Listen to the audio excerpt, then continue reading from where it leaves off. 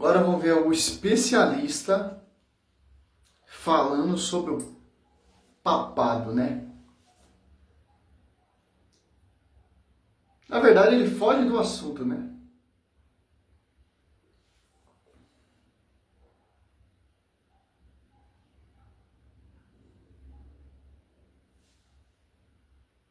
Vamos ver, entrou o comercial aqui, mas simples. Escritura não deixa brecha, cara. Quem conhece realmente, né? Ao longo do tempo. Portanto, acredito que não temos boas razões, e esse é o meu desafio amistoso, não temos boas razões para acreditar que o papado foi algo instituído por Deus, e temos boas razões para acreditar que o papado não foi instituído por Deus. A própria ausência de... A reforma protestante foi instituída por Deus? Essa é a pergunta que eu faço. Aí eu quero ver, né? É interessante, legal. E universal, e pode sempre exercer livremente este poder. Só que olha o que o próprio Senhor Jesus disse lá em Marcos 10:42.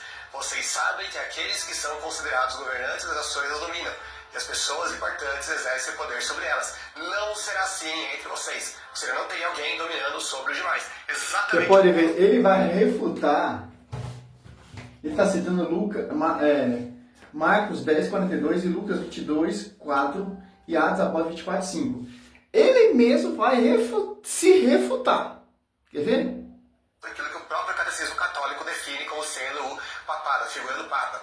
Um detalhe muito interessante é quando os discípulos disputam entre eles mesmos, sobre qual discípulo era o maior. Lucas 22:24, houve também entre eles contendas sobre qual deles parecia ser o maior. Agora, peraí, isso aqui tem Lucas 22, tá ali no finalzinho ali do ministério de Jesus. Nessa época, segundo os católicos, Jesus já tinha definido, deixado muito claro para todo mundo, que Pedro... E Lucas 22:31 diz que Cristo rogou por São Pedro.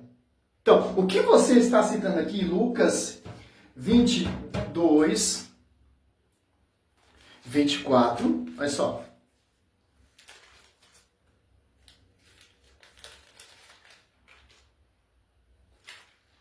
Vinte e dois, 24. Olha só que interessante.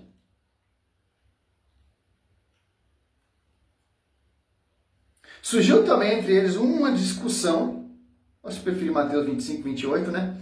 Qual deles seria o maior?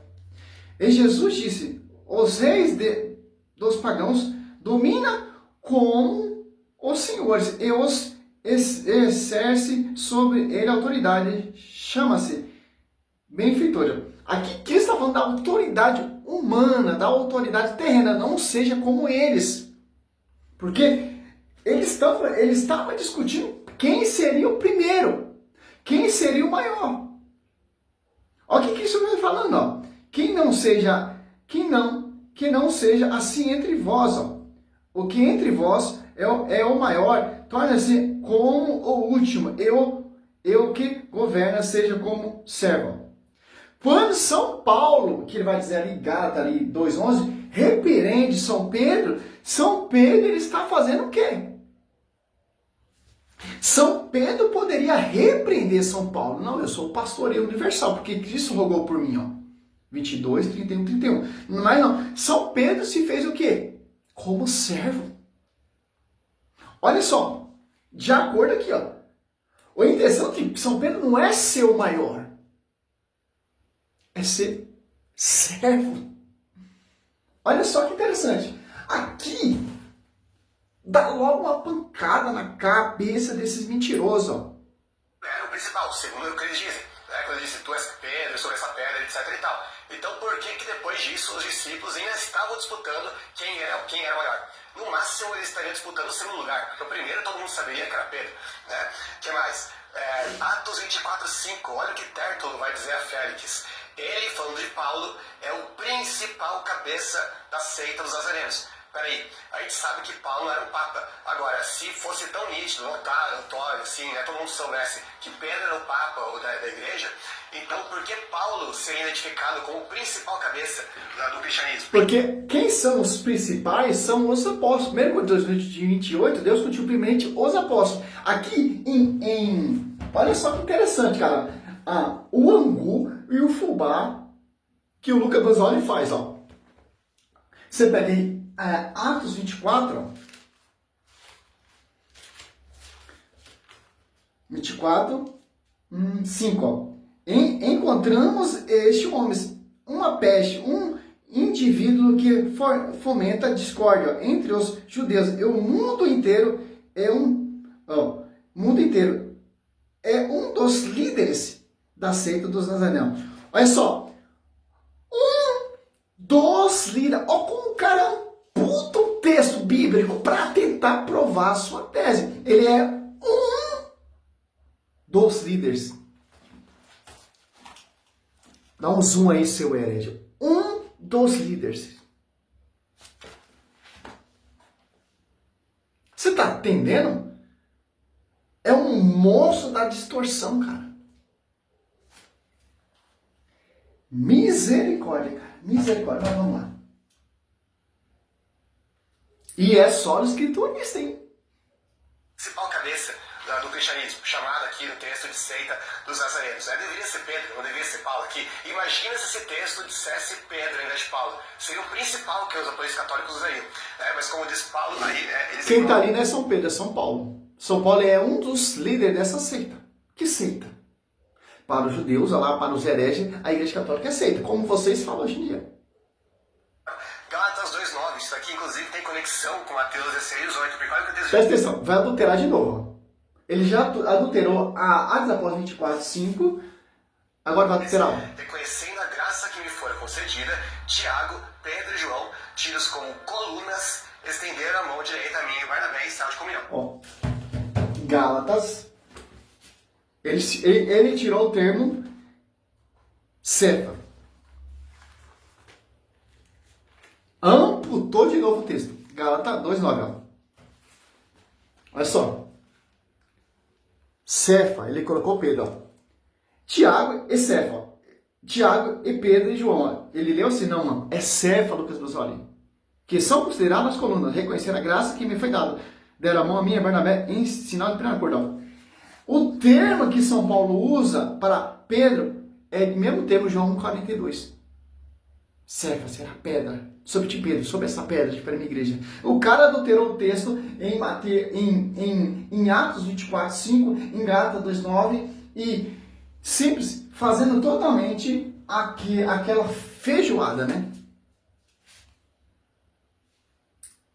E os irmãos católicos não percebem isso, cara.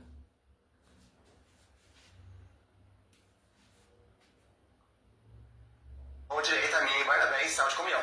Dois pontos importantíssimos aqui. Primeiro, Pedro não é chamado de o fundamento da igreja, mas sim de uma coluna. A coluna está sobre o fundamento, é edificado sobre o fundamento. Ele não é o próprio fundamento. E pior, ele não é nem o mesmo primeiro a ser mencionado. Ele menciona primeiro Tiago e depois que Pedro é mencionado. O que vai, inclusive, ao encontro daquilo que o Paulo falou sobre... Mas, claro, do jeito que você leu o texto bíblico aí, João, Pedro, Tiago, João e Pedro. Não, Tiago, Cefa. É isso que desmitifica essa adulteração sua. O termo que São Paulo usou para São Pedro é Cefa. Quem é a Cefa? Só você ler o texto bíblico. Mas vamos lá, né? O Concílio de Jerusalém. Aliás, tem um episódio muito interessante lá em Gálatas 2:1. O cara está insistindo ainda que São Pedro não foi autoridade ali, não colocou a casa em ordem. A 12, vou resumir aqui porque o tempo está acabando, que Paulo vai repreender Pedro face a face em Antioquia. Por quê? Porque antes de chegar alguns à parte de Tiago, ele e Pedro comiam com os gentios. Quando, porém, eles chegaram, afastou-se e separou-se dos gentios, temendo os que eram da circuncisão. Por que o sumo pontífice, o papa infalível da igreja, o chefe de todo mundo ali, iria ter medo daqueles que vinham da parte de Tiago? Não era nem o próprio Tiago, eram os da parte de Tiago. Pedro temeu eles e mudou o comportamento dele de forma hipócrita a ponto de ser repreendido por Paulo. Ele não era o sumo pontífice da igreja, como que alguém iria meter o dedo neles dele e como se fosse um insubordinado? Então é um papado, infelizmente, biblicamente absurdo, né?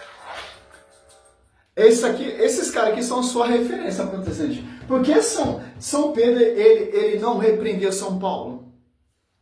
Vamos refutar com o próprio versículo que ele usou. Lucas, eu gosto de Mateus, mas tá bom. Lucas 22. 24. Olha só. Leia o texto todo. Vocês não são só escriturista? O servo Roberto também é. Olha só. Surgiu também entre eles uma discussão. Qual deles seria o maior? E Jesus disse, os reis dos pagãos domina como senhores e exerce sobre ele autoridade. Chama-se benfeitores. Ó.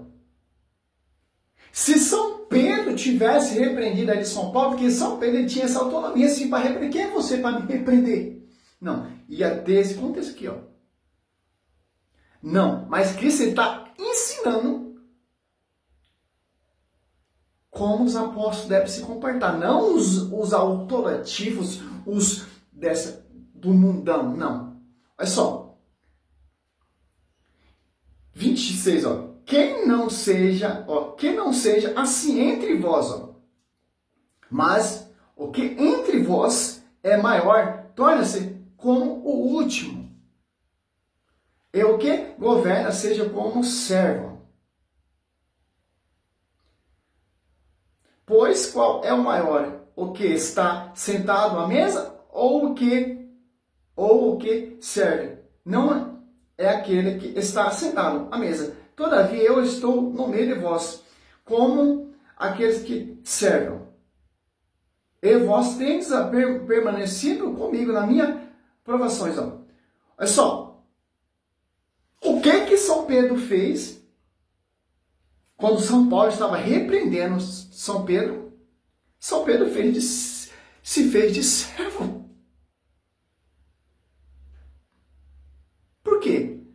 Porque o comportamento de São Pedro estava corretamente errado. São Pedro ele podia fazer o quê? Como os grandes mestres aqui do mundo, os reis tal. Não, ele se fez servo. Olha só, pois quem é maior? O que está sentado, ó. 26. Quem não seja assim entre vós, mas o que entre vós é o maior, torne-se como o último, e que governa seja como servo. Quem é o pastor que governa a igreja? São Pedro. São Pedro ele fez como um servo. O Lucas Gonzalez ele se refuta ele mesmo. Por isso que São Pedro não repreendeu São Paulo, porque São Pedro ele poderia repreender São Paulo.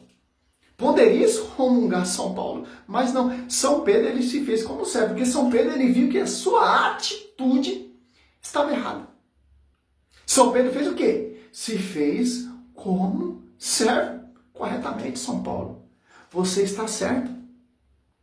Porque São Pedro ele é o líder dos apóstolos. Ele não se vangloria desse título, mas se fez como servo.